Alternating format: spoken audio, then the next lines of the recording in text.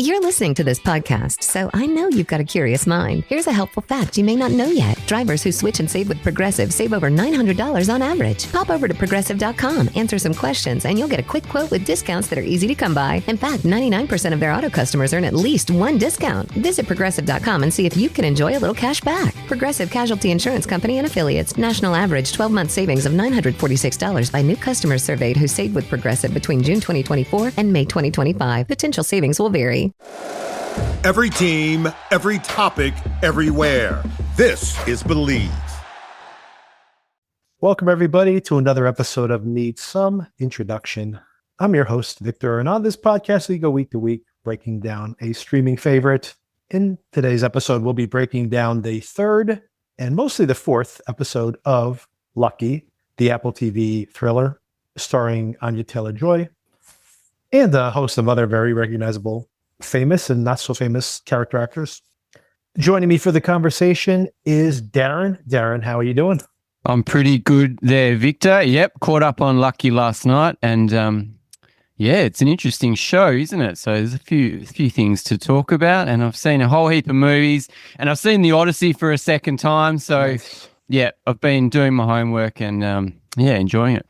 I'm so far behind on, I have a slate of movies that I want to see that have all premiered on TV recently. The one of these, I think, Masters of the Universe, is that on your list? That is one of the things I have not yet seen, but quite a few others, like the Supergirl's now available to rent, which I might watch. That's definitely lower on my list, but there's quite a few others that I think you have definitely watched that I want to touch on. And also, last weekend was planning to see the Odyssey a second time around with the family. And of course, that didn't pan out either. So maybe this weekend will be the chance to see it. But I definitely, one thing I wanted to kind of circle back to and put a period on the end of our discussion, or maybe more than a period, maybe like a coda to our previous conversation, because maybe there's more to say on your second viewing of the film, was also to something I was planning to do last week, which I forgot, which was to re-rank the films, which honestly, I probably can't do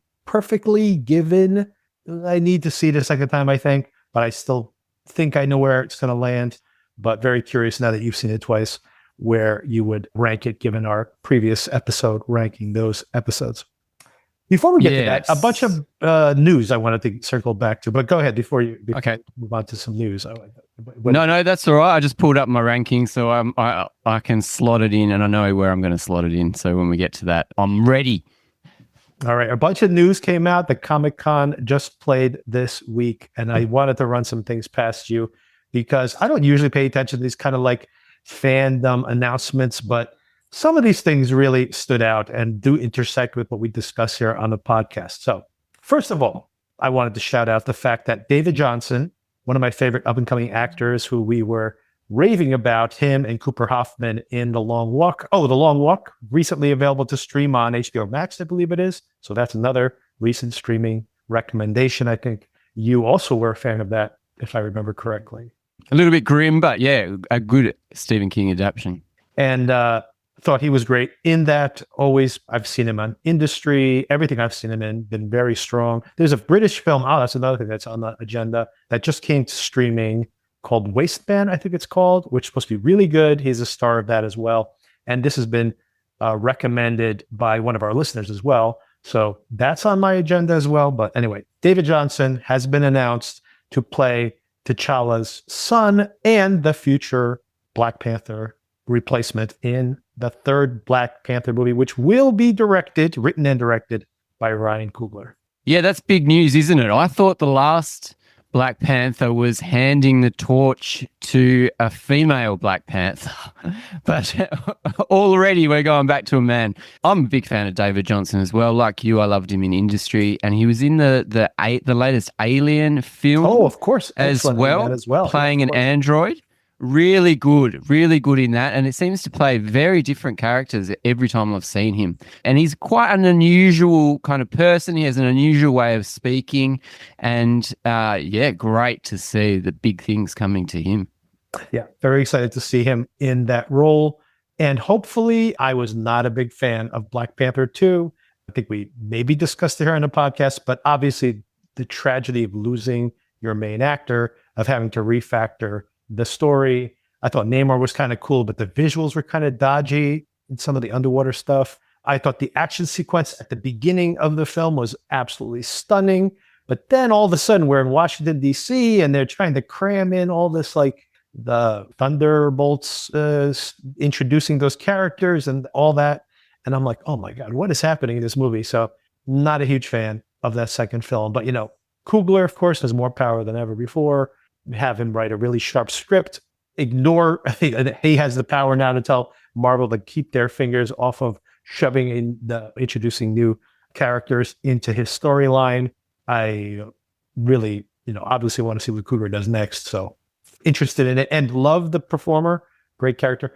It is a little questionable if we're talking about, do we know if he had a son? Black Panther had a son. So is this like 20 years in the future? Is there a time jump in Marvel? I don't know how they're going to explain where this guy came from if it's in contemporary times, but I guess they'll explain it somehow.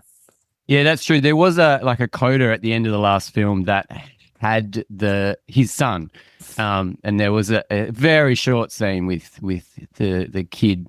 But yeah, like you say, it's going to be at least 20 years to make the next one for him to age correctly. So very curious about that. Another Coogler announcement, by the way. So Coogler apparently making this movie, but of course, all the buzz last year was that he loves the X-Files. His mom loved the X-Files. He grew up watching the X-Files with his mom. He wanted to reboot the X-Files, and he has shot a 2-hour pilot for the X-Files, shot it on 65 millimeter, and it will play at some film festivals this fall. And this version of the story is starring Himesh Patel. Great. Of course, we just talked about how great he was in The Odyssey, of course. And Danielle Deadwyler, who's up and coming, already has 2 Academy Awards just in the past few years. And Darren, I don't think you were that familiar with her, but she, just to remind you, played the mom in the flashback in Euphoria of, what's the guy's name? Alamo's mom. So those are the 2 new partners, but they are not like new versions of Scully and Mulder. Scully and Mulder may even, I believe, are in the movie, like in a cameo roles. So anyway, were you a fan of the X-Files growing up or not? I was, but I wasn't a religious watch every week fan. I would catch it when I could. And I remember seeing the film in the cinemas, and that was a big deal at the time. So yeah, I enjoyed it, but I wasn't like one of these devotees that absolutely love it and know everything about it. I wasn't. I had friends who were like that obsessive about it. I was a completist. I watched the whole thing. Kind of gave up on the last couple of seasons, but watched almost all of it. But I wasn't. I had a couple of friends of mine who were like obsessive, like recorded them all, before the internet was a thing, or was barely a thing, I should say, were on the message boards and stuff. And so they were really into it. But I have seen it all and watched everything. And I have my favorites. I even thought about doing a rewatch of the X-Files, just the key episodes as a spin-off of this podcast. But so I am excited to see this, and very excited to see what Coogler will do with it. And it must have been very expensive to shoot this thing on film, 65 millimeter. So curious to have a look at it when it becomes available. What's 65 millimeters? Sorry, is that a bit of a niche? I don't know why 65. 65 is almost 70, obviously, but it's not 2 times a 35. I don't know why. I honestly don't know why there's 65. I don't know if it's just the way that the frame is cut. So for the sprockets to fit on a 65 frame, like depending on whether it's which direction the panel is. But I actually don't know why not shoot in 70. Unless the fact that 70 millimeter is very noisy. So maybe 65 is, even though the frame is almost the same size, maybe it's a quieter camera. Once again, I don't know why 65, but that's how he shot it. Maybe he just always wanted, maybe he's just like some, niche format that he wanted to play around with, and here's his opportunities. Yeah, sounds like it. Like shooting one battle after another in VistaVision, right?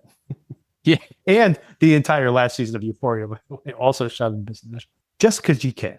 All right. The other thing that I want to ask you about was another announcement. This one I was not that excited about. Okay. I used to be like a big fan of Ryan Gosling, right? Like Half Nelson, and not so much The Notebook, which I've never seen, by the way, despite the fact that it's massive.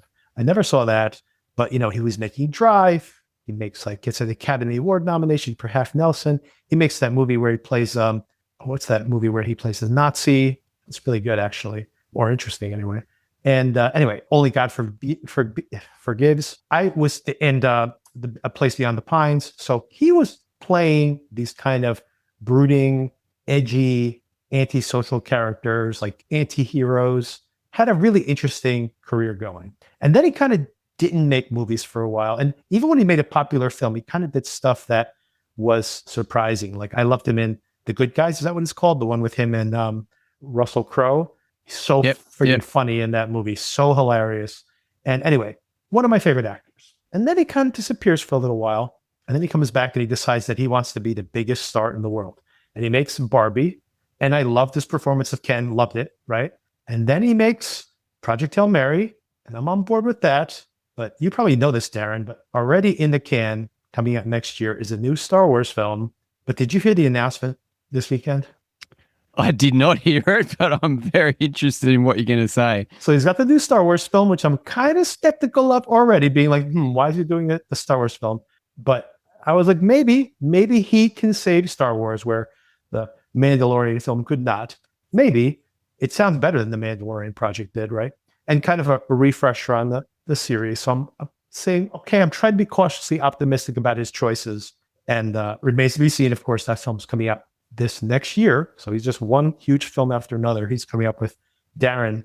They announced him as Ghost Rider. Ghost Rider. Okay. So that was Nicolas Cage did Ghost Rider years and years ago. To very Eva Mendes, by the way. Eva Mendes, his wife, his current wife, Ryan Gosling's current wife. Okay, so who's directing it? I don't know. They probably haven't even announced that yet. But it's like one of those things where they announce, hopefully this isn't like Blade, which got announced and like never is going to happen. But but I was not encouraged by this. I kind of like the Nicolas Cage Ghost Rider movie. Like it's bad, but I mean it's fun bad for me anyway.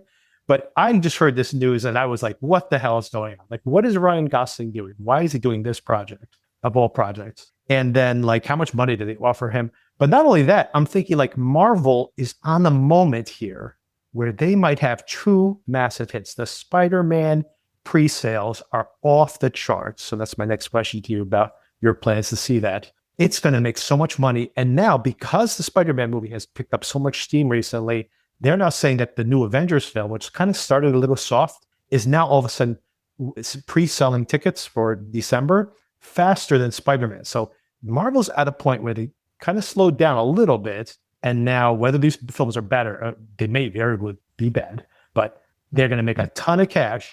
And Marvel's going to take that. And instead of being like, okay, let's slow down and reconfigure, like they're going to start doing their strategy of taking like C-level characters and making them into movies. It seems like they're going back to their bad habits here. And Ryan, I don't know if Gosling made the right choice to agree to this thing.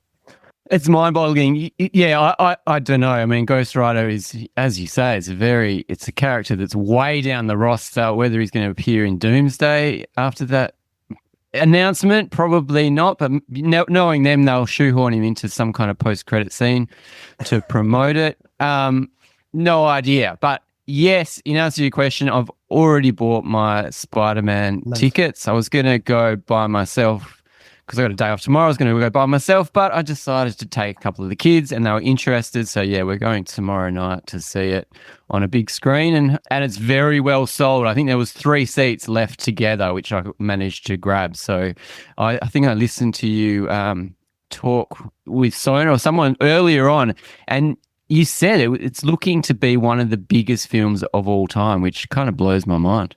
Right now, the tracking is on the high end, and it could be at the lowest end on this is $600 and something million worldwide. That's the low end projection, which would obviously be the biggest opening of the year, more than twice as big as Oppenheimer, as an example. Although Toy Story and the Mario Brothers movie were bigger, but still twice as much as big as those, which were billion-dollar movies, right? But the craziest thing about it is right now, the high-end tracking is that it would be the second biggest opening weekend worldwide, near $1 billion. The only opening weekend to ever crack $1 billion was not the previous Spider-Man film. the only film to do that was the Avengers Endgame. So, and it's so bizarre for me. I mean, it may be a good movie, so I don't want to disparage that. I'm just shocked at how this thing is just building all this momentum. Maybe people are excited because of the Odyssey, but I heard that the pre-sale numbers were already off the charts even before the Odyssey came out. I was thinking the Odyssey might have just juiced people up to go see something else in theaters, but it was already off the charts then. And that really surprised me that it's at least initially going to overperform No Way Home, because No Way Home wasn't just a Spider-Man movie. It was like the Avengers Endgame of Spider-Man movies. They brought in all the other Spider-Man into it, right? This is just another Spider-Man film, and it's playing like it's going to be like the Avengers Endgame or something. So I'm like, wow, I don't know what's happening. But apparently people are really, really excited about this Spider-Man film. And I got to say, maybe we rank the Spider-Mans next week when we regroup, if you've seen all of them. Because I'm a big Spider-Man. I've seen all the Spider-Man movies. It's funny. It's not like something in my mind. I'm like, I have to see them all. But in my own recollection, I'm like, wait a second. I have seen all of them. So I think we should probably rank them, right? So. Yeah, I've seen them all as well. But yeah, I thought the last one didn't really hit for me, bringing all those extra characters. It was fun, but yeah, I don't know. So, but I saw that by myself. So this time maybe I'll get a bit of kid energy and tap into that teenage character the way that they want you to. That's probably a good idea. The right type of movie to see with your kids, to see them get excited. That definitely will help sell that, I think. So very curious to see that. What a month for Tom Holland and Zendaya, and also for John Bernthal, right? Who was also in the Odyssey. So the three of them, they regroup here in these two movies. Maybe the two, well, not two. I was going to say maybe the two highest grossing movies of the year, but not the case considering the Avengers. But who knows? Maybe Tom Holland's in the Avengers film too, so he's going to have quite the year. Yeah, and they're almost playing the same characters in the Odyssey. Maybe not Zendaya, but the other two, you could just swap them in and out. But if he starts swinging around on the Odyssey, that's what I want to see. Before we get to the Odyssey, I definitely want to get your thoughts on it. I did want to mention one more thing, that Chuck Russell, the director, died. And nobody probably knows this director's name, but I have a warm spot for this director who, when I was growing up, A Nightmare on Elm Street 3, which I saw in theaters, and like one of my first R-rated films I think I saw in theaters. Maybe not one of my first, but near the beginning of me watching R-rated movies. And of course, the Freddy Krueger series.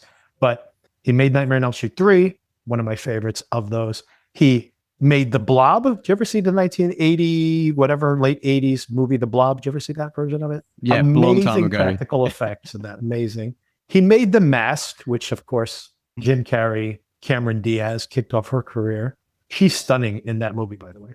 Eraser, not as great, but for me, nostalgia. I was a big Schwarzenegger fan. And then, things like got worse after that, but he made like the Scorpion King. He still made like popular films. But I mean, in that like 80s period, he made some of my favorite, like repeatedly watching something on cable TV, including, by the way, he was the assistant director and one of the screenwriters in a movie called Dreamscape. Did you ever see Dreamscape? That does not ring a bell, no. You guys have got to see this movie. I think it's available for streaming like on Tubi or something. It's a lot of fun. And he loves practical effects, even though he's only the assistant director on this. But you already see his kind of style. And this is Dennis Quaid plays a psychic who can enter people's dreams. And he enters people's nightmares, and he can like kill monsters in there. There's snake people. There's an apocalyptic.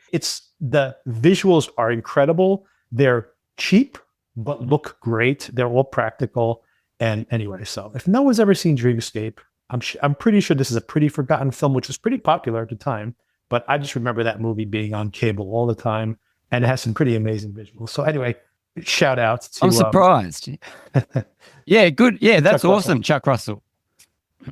A fan. I'm surprised I haven't heard of Dreamscape. It looks like the type of movie that I would watch over and over again on TV in the late 80s.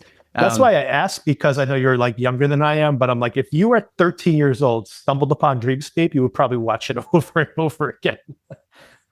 That's funny. I'm going to watch it. I reckon I've seen it. I reckon it's one of those movies that you just don't remember until it comes flooding back. But I was a massive fan of that Nightmare on Elm Street 3 Dream Warriors. I thought that was the best of the series. I watched all of those on TV. Yeah, big fan. All right. So, R.I.P. Chuck Russell. I did love some of those films. I love The Mask, by the way. Loved it. So, I was younger, but still loved it. Maybe I would love it now, but I loved it then. I loved Jim Carrey back in the day, too. So you did see the Odyssey a second time. So a couple of questions I had for you. Ooh, how did you see it? What's the format? What was the difference in the experience? Better, worse, different? What's your opinion? It was not in IMAX, so it was just in a normal screen. So I think maybe 185:1, so a little bit wider than IMAX. Definitely not as great a viewing as the first time. So you really do get something with that tall screen and the booming sound. So it wasn't that. But I got a little bit more out of it. I could focus on a few of the things. I wanted to see the sirens, so I was focusing on that scene. I knew what things were coming up. But yeah, it was a fun viewing, and my son really enjoyed it as well. He was, again, blown away by it, and he couldn't really put into words how much he liked it by the end. But yeah, it was great. I've seen it twice now. I don't need to see it for a while. Yeah, I still want to see it a second time in theaters and see if I get more out of it or less the second time around. Usually with Nolan's films, I mean, even like I remember seeing Interstellar in the theaters and being like knocked out by it, like utterly knocked out, and being like, I got to see that again. Visually knocked out by it. I had many issues, like you heard in my conversation with Alan, and then, didn't see it again, even though I just assumed I would have seen it again along the way. Just never did. And then just rewatched it for our conversation. And I'm like, yep, that's exactly the movie I remember. And, but the things I didn't like as much as the first time around bothered me less. So I'm just wondering if the Odyssey might give me that same experience, or maybe I do need some distance before I can, but we'll see. I probably will still see the theater a second time, especially if I can see it in IMAX. Or the other option I was thinking about was seeing it on, I think we discussed this already, but on the 70 millimeter to see it. Mm-hmm. It actually struck from a 70 millimeter. Although that, of course, is also the narrowest of the, so you're losing almost half the frame. But I kind of like the look of it. So we'll see how that might feel in the theater. One thing I like to look for is how invested the extras are in the scenes. Yes. And so I'd always look at the extras to see if they're in the movie or if they're going to take me out of the movie by being bored or not playing their role. But every extra that I looked at, to a fault, is right there. They're doing their best work. So I rate that as it just gives so much depth to the film, and that everybody is involved the way they should be. They're all like, I'm in a Christopher Nolan film. You got to be. Plus, I mean, he really puts himself in there. They talk about him again because he's got to do everything. How does everything look so good in his movies? He actually does it, people. Maybe he's a failure of imagination, but that's how he does it. And the horse. So not only is that a physical horse, they cram the guys in there so that they'd have to like kind of CGI people in there or lay them down and then pretend. They're like, well, how would we fit people in here? And they actually put them in there so they could arrange them. But not only that, they close the horse, and him and Nolan and the cinematographer are in there with them. So it's like, of course, it's like a horrible experience. Like everyone's like, get me the hell out of here, because it actually desperately want to get on that horse. So that's how you get those good performances. Just stick them inside of a horse. But yeah, so it's, that's an interesting article that I read that I agree with, that they're talking about Project Hail Mary, which was almost all done practically. Of course, there's a lot of computer effects with the way they mapped out the ship, so a wall could like move out of the way when the camera has to make a move, and they use the computers to lay that all out. But to design the breakaway of the sets, but they're shooting on sets. He's moving around in the set, and the puppet is moving around inside that set. So it's all very practical and difficult to do. And the headline I read was saying that based on the box office this year, people want to see movies that are difficult to make. So basically they want to, and I completely agree with this, right? The reason a stunt is thrilling when you watch it in like a John Wick film, and then watching CGI Fast and Furious, people flying through the air, bouncing around like ping pong balls, is not thrilling to me anyway. I mean, people love those movies, but it's not thrilling to me, is that, when someone is actually doing the thing, and that, Tom Cruise is hanging off of a plane and you see the wind on his face as he's desperately trying to grab on, like in the most recent film, so he doesn't die. Like, you want to see that. Like, I can't believe they did that, right? You want that feeling. And that immediately makes you, it's the humanity of it, right? It's the thrill of it. As soon as it's all computer effects, it's like, well, where's the humanity in that? Where's the risk? There's nothing there. Yeah, totally agree. And audiences know now. They're Absolutely. well versed enough where they know what's real and what's fake. For sure. And I think it's very funny. For years, I would watch stuff and be like, the CGI is really taking me out of it. And my nephews, because I guess they play a lot of video games, would be like, oh, it's fine. It looks perfectly fine. I don't know. Those kids have grown up and they're like, this looks like crap. I don't want to watch Marvel films anymore. I'm like, I know. The other thing that's interesting about Nolan is, maybe because of the effort of it, is that every younger generation like falls in love with their films. So just this morning, I was texting with my friends and they asked, has anyone seen the Odyssey? And only me and one of my other friends had actually seen it. And we were texting back and forth as to whether it was worth it or not. But everybody on the chain of text said that whether they had seen it or not, that their kids had seen it. And they're like, and one of my friends was like, my son saw it and he said it's like the best movie he's ever seen. and the same thing with the friend of mine who did see it. He saw it with his son and he's like, that's the best movie I've ever seen. And I'm like, that seems to be like, you think about how there's a whole generation of people who like Interstellar is like their movie, like their comfort movie for life. They saw that movie 10, 15 years ago, whenever that came out, 10 years ago, I guess it was. And that generation of kids, that's their movie, right? And now Inception, I should say, Odyssey is going to be that movie for a whole generation of other people. Because that's what Nolan does, apparently. That's what he does. And they all hit $1 billion and it's incredible. It seems to be the case now. This one's going to make $1.5 billion probably. So it's pretty nuts. All right. So your ranking, where does the Odyssey, has it gone up? Has it gone down? Is it in the middle? Where is it sitting? Okay, when I first saw it, I thought top 5 Nolan, and I'm going to stick with that at number 5. So just below Interstellar for me and just above Oppenheimer. What about yourself? You know what? When I walked out of the theater, I think I gave it 3.5 stars instantaneously because I thought there was some rough parts. And I might have mentioned this on the podcast already, but it's like, as I was breaking it down and thinking about the highs were so high, I really started to bump it up the list and like then putting it like side by side with some of these other films. And this could be like top 3, top 4 for me, to be honest. So it might even be top 3, I'd say possibly, but I got to see it a second time to really stick to that. So, but yeah, it's grown in my estimation since then. Yeah, that's fantastic. That's great that he keeps doing it and he keeps challenging us to rank his movies. I mean, I can't believe it. Is there another filmmaker with so many films that are just so well worth seeing? I don't know.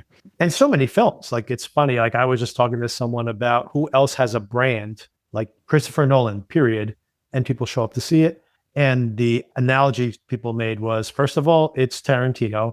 I'm like, yes, but Tarantino's never made $1 billion movie, never even close to $1 billion movie. So he's much more of a cult, although I love his films, but still not $1 billion grosser ever.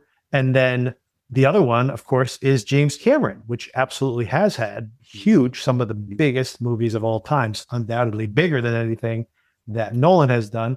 But the difference, I think, there, where you actually can say this person is a brand in and of themselves, first of all, not so excited about the fact that Cameron just keeps giving his Avatar films, which I like, but I just wish we had other stuff in between instead of 5 or 6 years or 10 years between movies nowadays. But because of that, because of this giant 10-year window, I think he's just at his 9th or 10th films.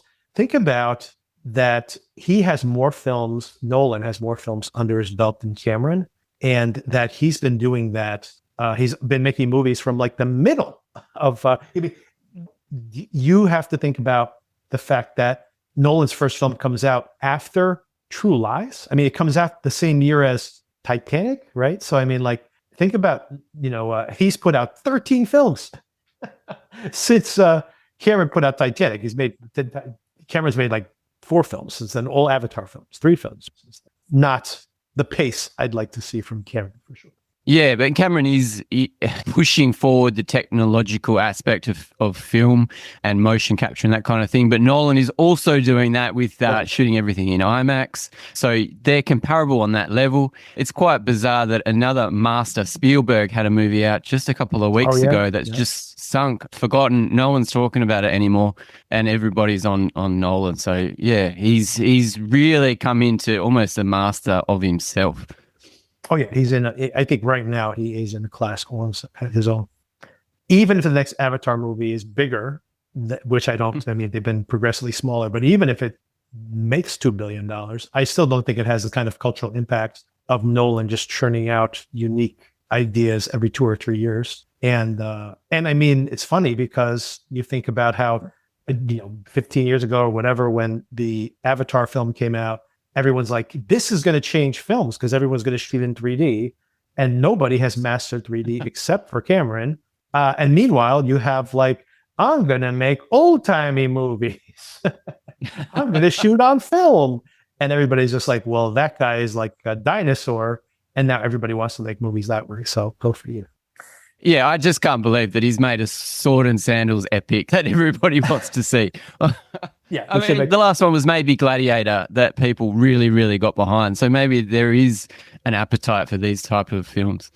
Every once in a while. I mean, the last Gladiator 2 did not do that well. And but even then, no one's making, even then it's not a $1.5 billion grossing film. So even that is just kind of the amazing thing as well. Okay, so then let's talk about news and other stuff we've been watching. Oh, what else was on your list? You have also been watching the Apple TV, almost finished, you said, Maximum Pleasure Guaranteed. I actually was a fan of this show. How have you been enjoying it? Yeah, I've been hearing you mention it every now and again for the last few weeks. I feel like you're trying to get me to watch it. And so I finally jumped on board after all the episodes are released. And it's a show that I'm watching with my wife. Yeah. We love Tatiana Maslany. She's just so brilliant in this show. The plot swings are a little bit wild for me, but it's fun. It's really fun. And mainly because it's got Murray Bartlett in it from White Lotus. Mm-hmm. And I just love, he's just so good in everything he does. And he plays a bit of a psychopathic killer in this. And he's just adorable for some reason.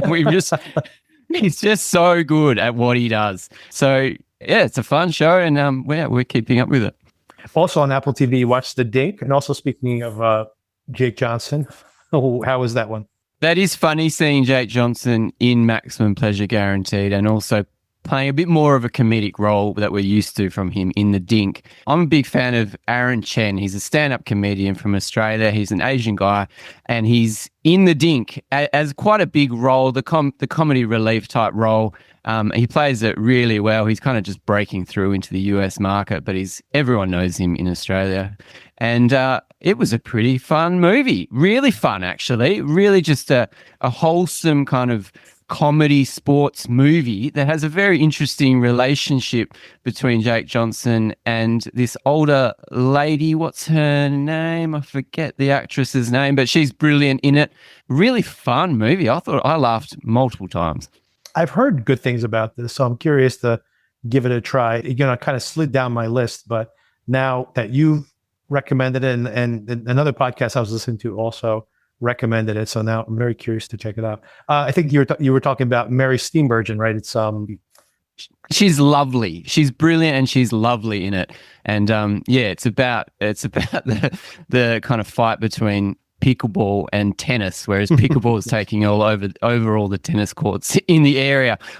Assuming that's happening in the US, it seems like it is. It's happening here as well. Yeah. I'm just looking at this cast list here now. Ed Harris is in this too. Pretty impressive. He's great. He plays it straight, and he's hilarious, and he's terrifying. That's how you need him to play a comedy, actually. So the Mary Steenburgen is basically, you know that, right? She's married to Ted Danson, been married to him for many years. And this is on Apple TV also. There's some more Apple TV pitches here, left and right. And also premiered on Prime recently, this huge box office flop. This movie was not made practically at all, but this is another film that I've heard really positive things about, that it's fun, not brilliant, but fun. And that is Masters of the Universe. So what did you think of that one? Yeah, Masters of the Universe. So this is directed by Travis Knight, who did a lot of animation, so stop motion animation films. He's the son of Phil Knight, who started Nike. Really talented guy. I love all his animations. Kubo and the Two Strings, we've watched him quite a few times. Really, really art, very craftsmanship about it. And he's tried to bring that to this Masters of the Universe, which in the most part, it works. Like, it's really interesting. The fight scenes are very interesting. They're very stylized. They're very different. The costuming and everything, it's really cool.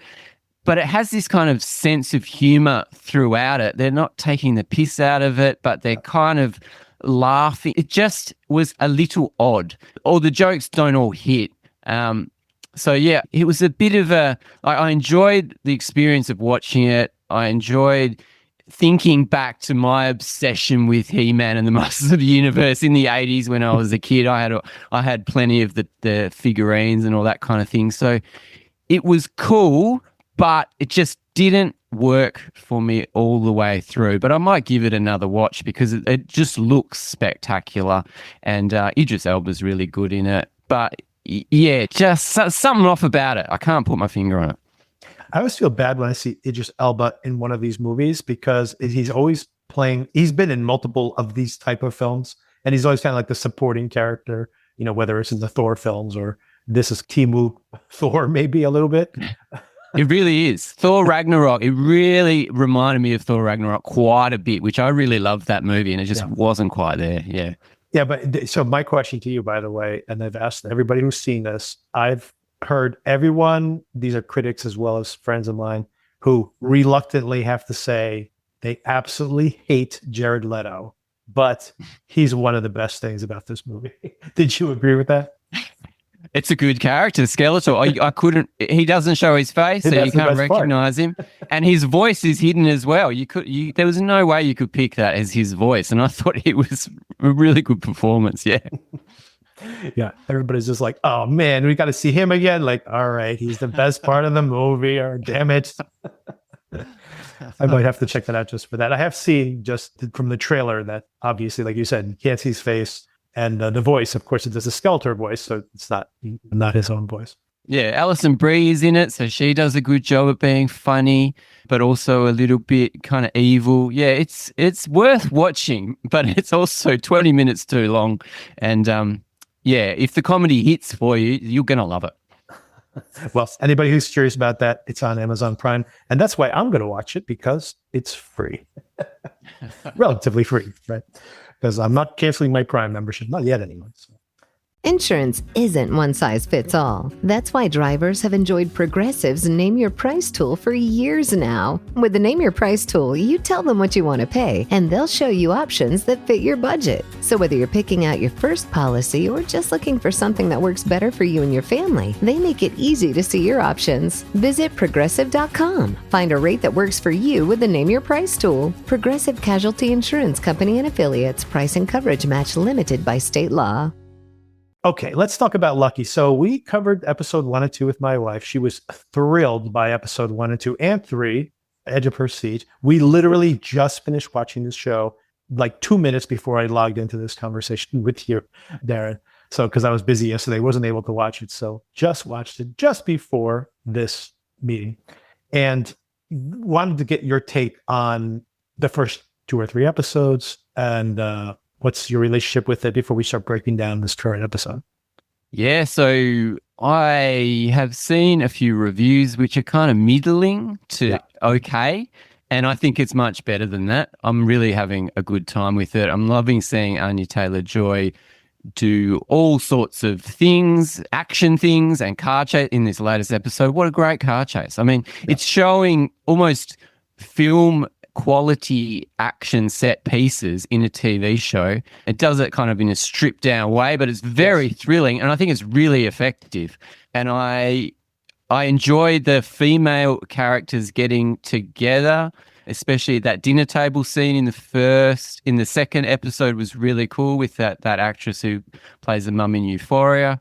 The third episode was also quite thrilling, where she finally meets her husband again.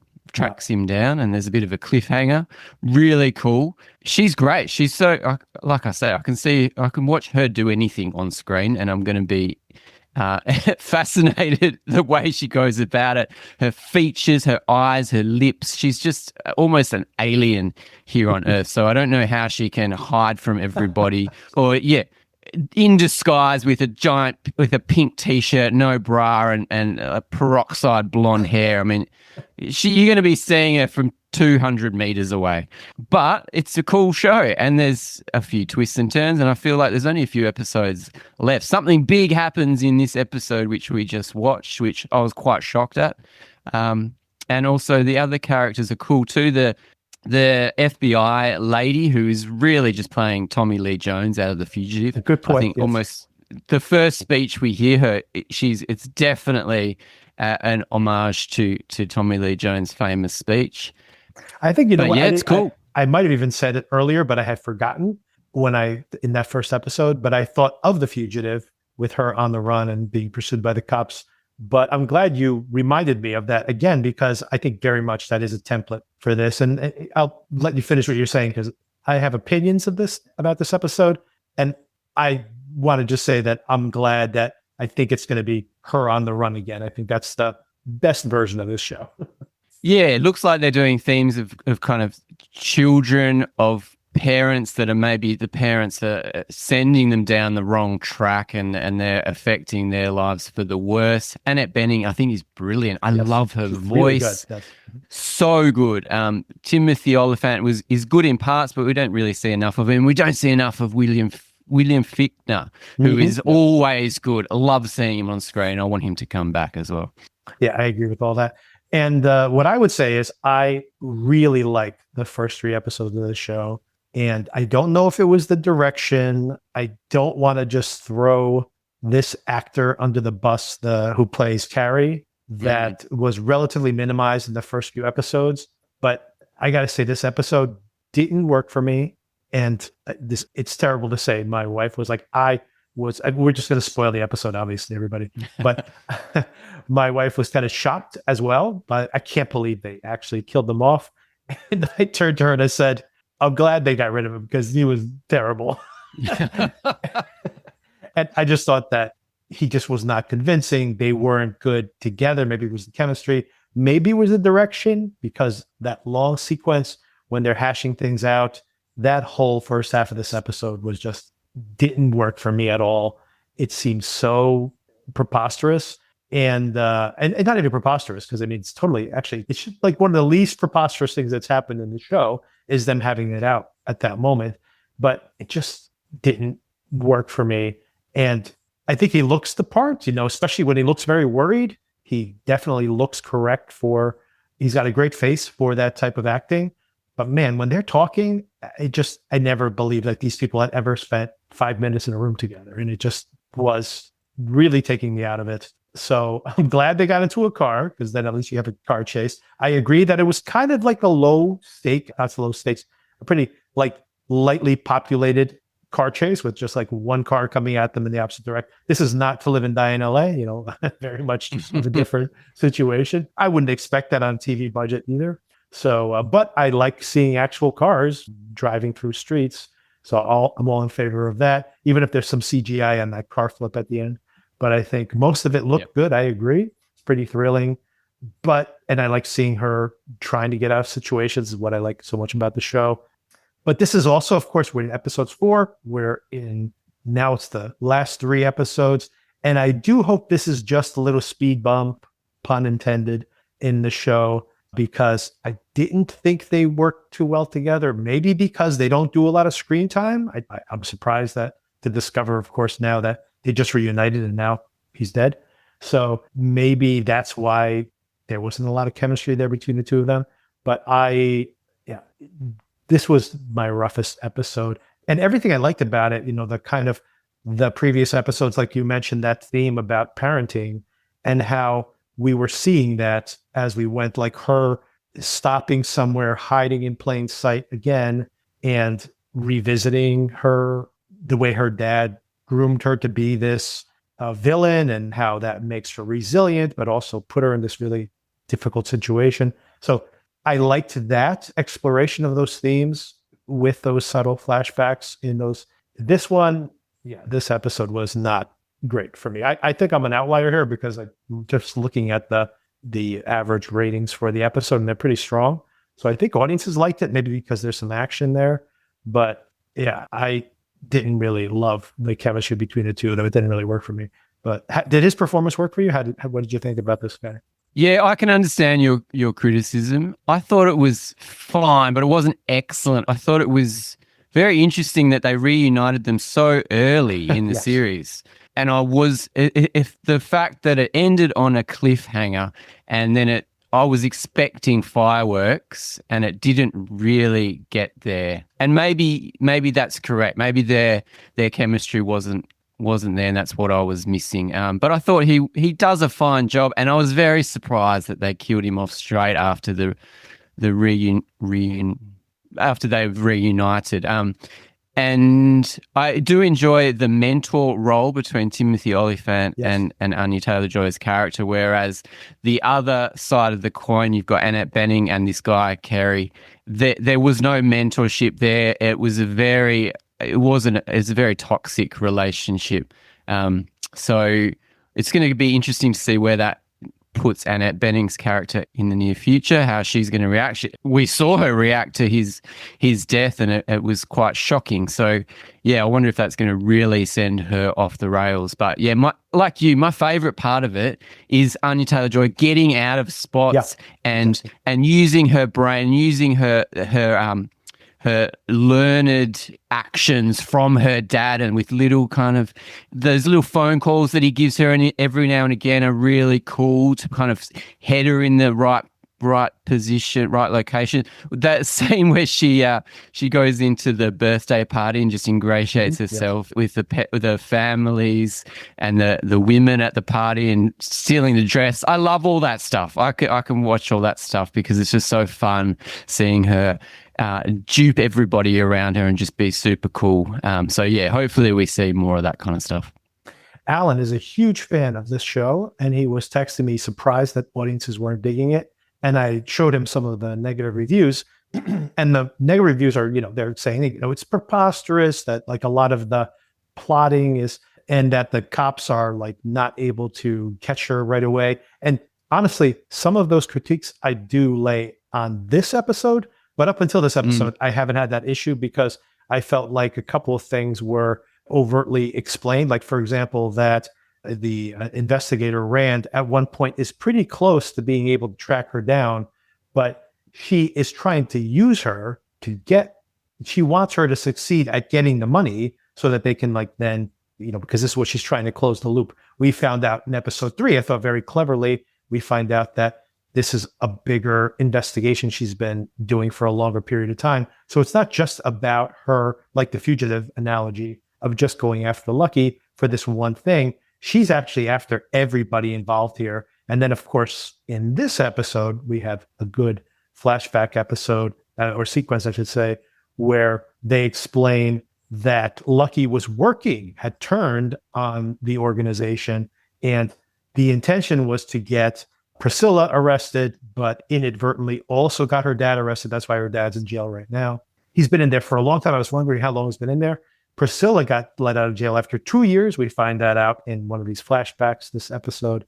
So that dad is still in prison. So, he's been in there for 2 years. He doesn't hold a grudge against Lucky. I don't know if he knows that Lucky was involved in that, but Priscilla suspected it from the start. So I assume he probably suspects it as well. But I guess the dumb husband didn't think about that until right now. But But that's kind of interesting, like that, some of those things that you mentioned. But in that conversation, I was saying, like, you know what? A lot of this stuff is in the text. But one of the things he said to me was that he's like, I can't decide if she was, I think he used the word alien as well, if she's like beautiful or she's an alien. And I texted back to him. I said, she's part supermodel, especially the way she like struts around. She's like part supermodel. My wife is the one who called out the fact that she struts when she walks. Even in Furiosa, by the way, she does that as well. So she's dead giveaway, even when she's supposed to be a boy. But she's part supermodel, part anime character. That's the way I described her. But I go, either way, very difficult to blend in at the DMV. You can see her walking into a room. Everyone would stop what they're doing and just crane their neck towards her going, what is this? But the other thing my wife said, which is very funny, was that this girl's running around all the time and she never wears a bra. And I said, it's part of the disguise. That's why no one looks at her face.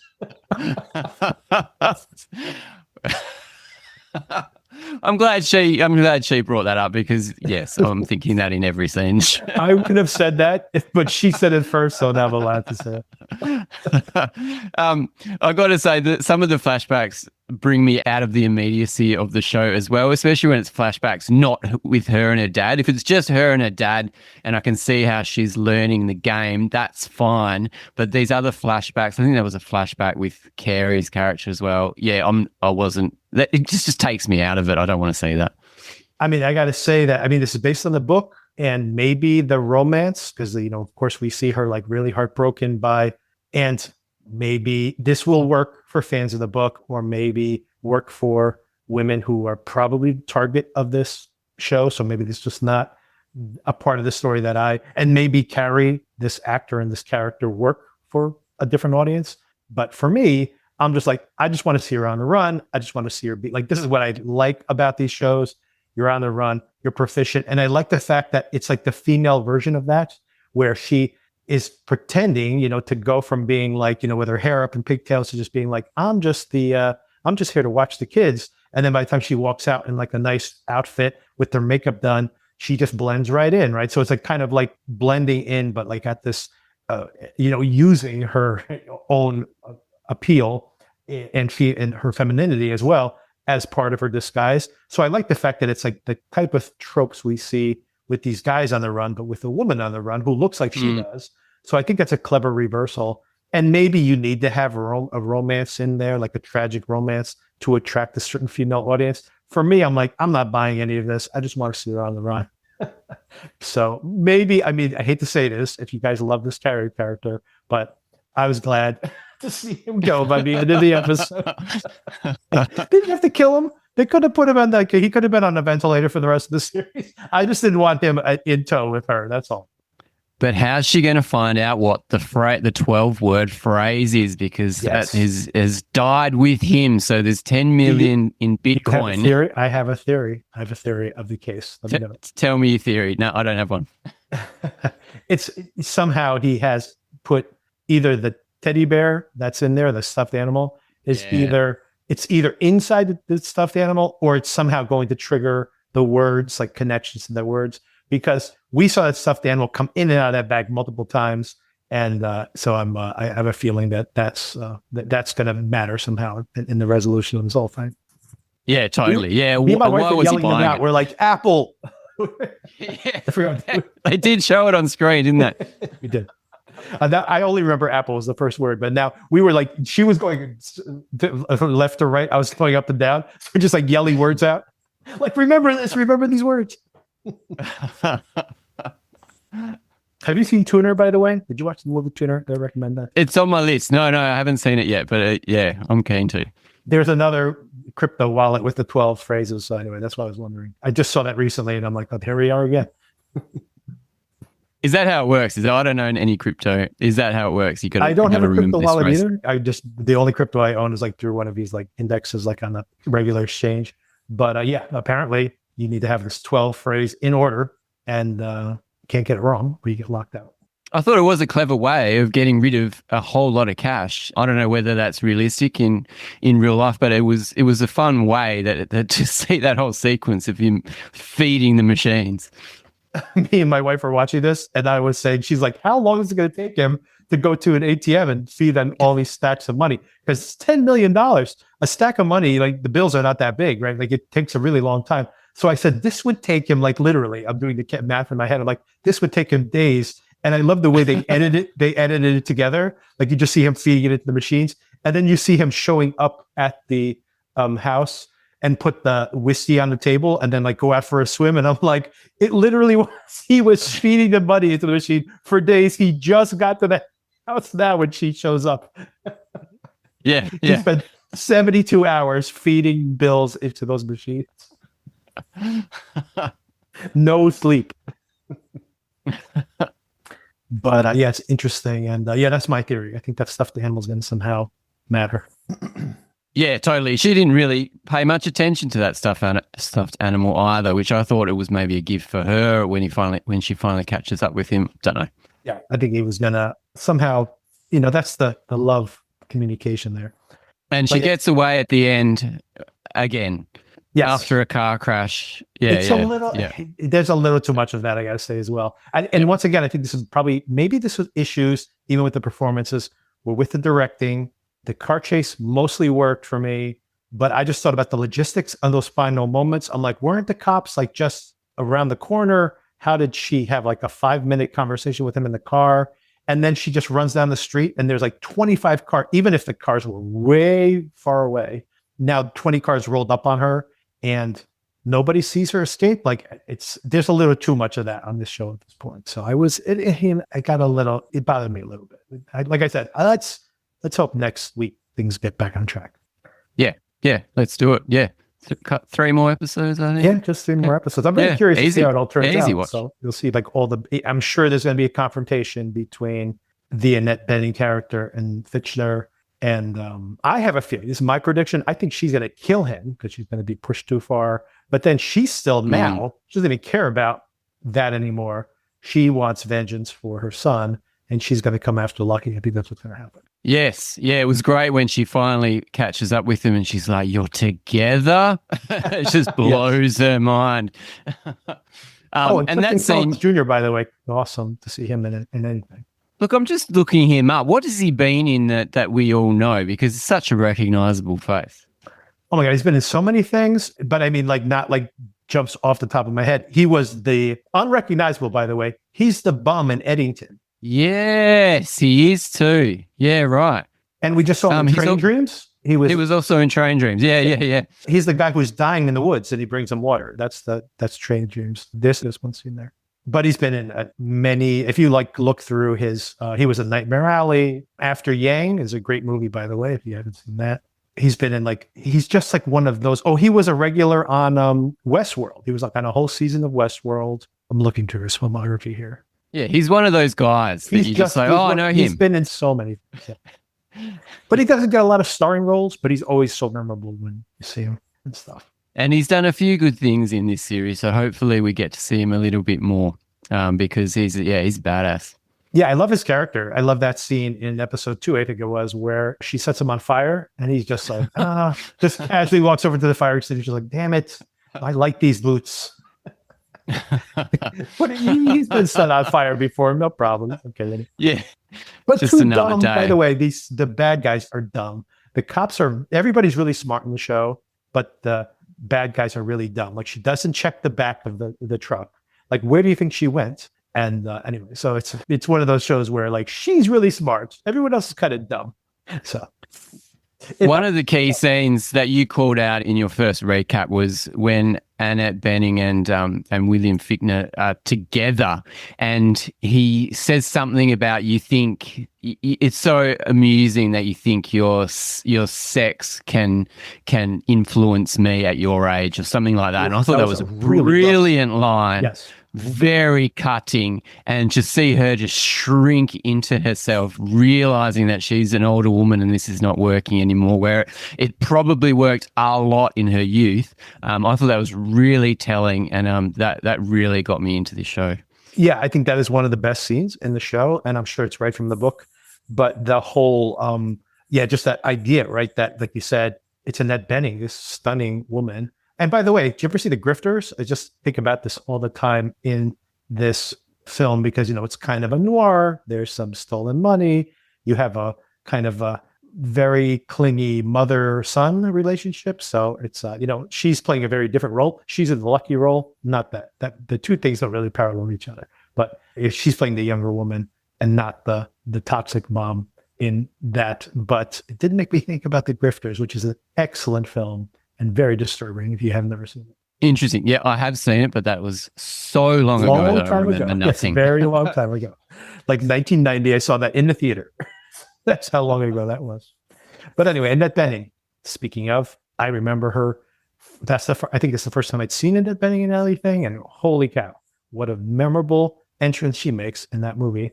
And here, of course, kind of paralleling the two things, she's much older woman, still a beautiful woman, of course, but much older woman. And like that was so brutal, that way that he just says, you still think that's who you are? And he's just a disgusting person. But it was a really rough scene. But then again, she turns out to be, any sympathy I had for her back then has well passed, considering how brutally she disposes of people without a second choice or thought.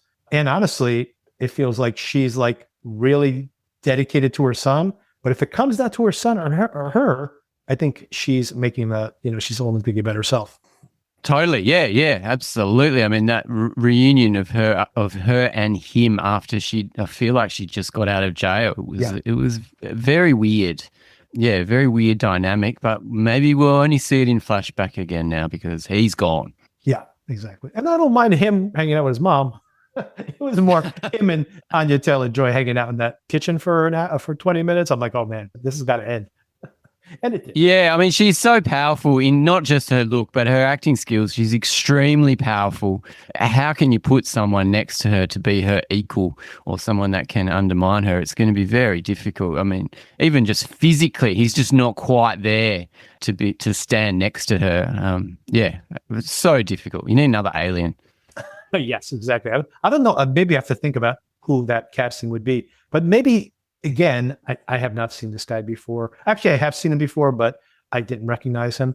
But I have seen him in some other things. But he, maybe they didn't want someone to be like at her level, especially, or couldn't get someone at that level, considering that it would be a more limited role. So I'm curious to wonder. I wonder about that. But anyway, didn't really work for me, unfortunately. But I think that the core of the show, which is her on the run, we're back on tracks again, so I'm happy to see how that all plays out for the next 3 episodes. Yeah, for sure. I could see someone like Austin Butler being next to her, but obviously... well, that would be quite a get at this point in his career. It'd be a bit of a get for a TV show. Oh, you saw, speaking of Austin Butler, now everybody could drop off of these. I think we're just going to start yakking about stuff. But you just saw Caught Stealing, right? I did, because it jumped up on I think it was Amazon Prime, and I was like, I can't believe I missed this. It was on Netflix for a while, then maybe it moved over, yeah. Yeah, I love this film so much. I was like, Darren Aronofsky is one of my favorite filmmakers. I love his first few movies. I love Pi. Requiem for a Dream is one of my absolute favorites.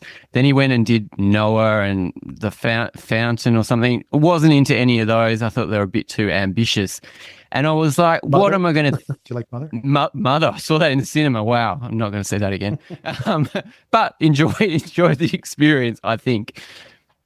So I was a little bit apprehensive to see him do just a normal New York story. But my God, so stylish, so spot on the way that he portrays scenes, and he's still got these fancy camera shots.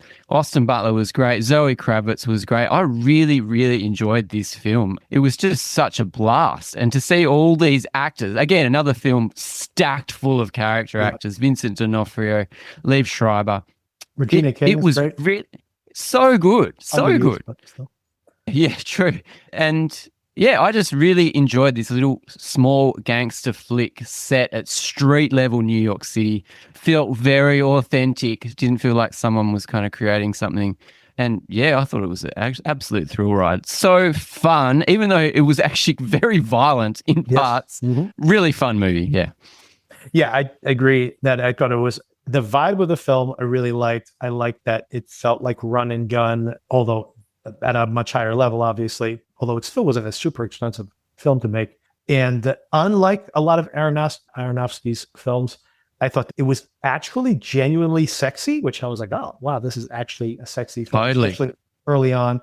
So I thought that was really interesting. And of course, I have massive nostalgia growing up, going to New York, like when I first was like a teenager and going to see bands play at these rundown bars when these, before some of these like noise bands and grunge and everything was about to break out. But going to these clubs when New York was still on the cusp of like being bankrupt, it was not like Wall Street yet. And it's kind of scuzzy And, there's a lot of, vacant buildings or half occupied buildings. Not at all the amusement park that New York is now. So I have a real nostalgia for it. So I loved all of that in the film, and I loved the fun of it. But I got to say, I only gave this film 3 stars, Darren, because I'm not going to spoil here. But there's one big thing I can spoil here. And the way they dispose of a character and they try to make, I'll just say that I really like a certain character in the film. And the way they dispose this character and then kept trying to keep the tone light, I was like, this doesn't work for me because of you know what I'm trying to say? I know exactly what you're trying to say. It was definitely a shock. Yeah. And yeah, I was a bit worried about how they would go, but I just went with it because I like to focus on Austin Butler's character and the way that he's processing his grief, and also his grief of his past in the car accident and the ruin of his baseball career. Yeah, but I know what you mean. That the violence is quite shocking in this. And then, I honestly was like, that didn't actually happen, did it? Like there was going to be some reveal, but I'm like, no, it actually happened. And I'm like, okay. And then like they go back into like the kind of like very fun movie that is. I'm like, I don't think I've recovered from like 3 scenes ago, people. I think you guys moved on a little too fast for me. Matt Smith, by the way, is hilarious in this movie. He's fun. Yeah, totally. And like you, I just love, there's no bars like this where I live, but the bar, just disgusting walls. If those walls could talk, they've been there for tens and tens and tens of years, and just the characters that exist in these walls just felt very fun to be around, if only for a little bit at the time. I would have revised, I don't know if this is based on a book or what it's based on, but I would have revised that certain moment in the film, and I would have given this much more enthusiastic thumbs up. All right, Darren. So next week we will be back with another episode of Lucky. These are very light episodes, so we can run through them in like 15-20 minutes, which leaves them a lot of space for all this other talk. And of course, the big thing we'll be talking about next week in conjunction with Lucky will be our reaction to the new Spider-Man film and our ranking of all the Spider-Man films. Excellent. Yep, that's some good homework. That's some fun homework to do. And hopefully they bring it. It's the director, Daniel Destin Cretton. So I think he did, what did he do? He did another Marvel, which I was a big fan of. So same. And he also directed the Wonder Man, which I was a big fan of as well. Yeah, so he's great talent. So really looking forward to the tone that he brings to this, because I felt like, Spider-Man needs to be a little bit different from that last one. The very funny career, by the way, for Daniel Destin Cretton. I got his name wrong, I think there.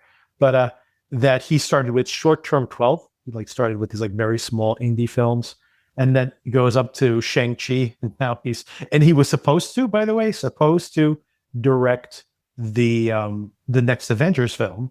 And then he got halfway into that, and then they brought the Russo brothers back. And they just gave him the tiny little, you know what? Thanks for the work you did. But you know what? Let me just transition you over to this tiny little movie, $2 billion grossing Spider-Man film. Unbelievable. But interesting trajectory to his career, but it's got to be one of the biggest grossing films of all times.